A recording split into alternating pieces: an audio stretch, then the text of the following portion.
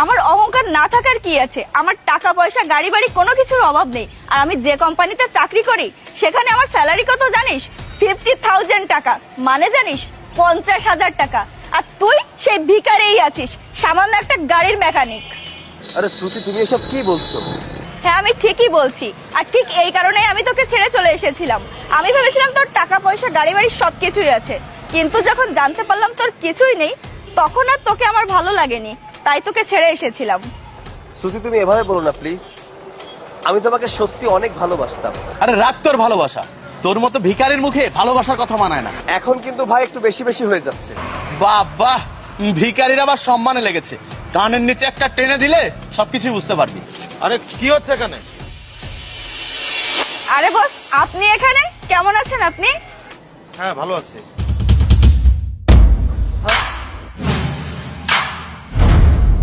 আকাশ, উনি হচ্ছে আমার বস।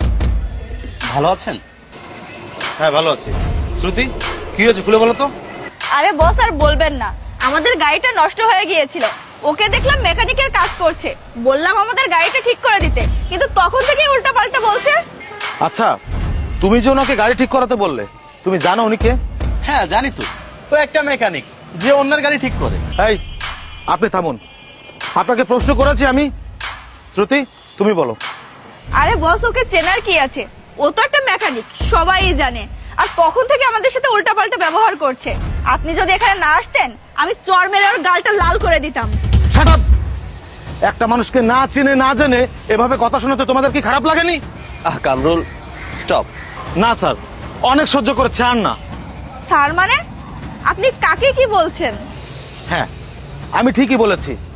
উনি আমার বস, এসএস গ্রুপের মালিক সৈকত আহমেদ।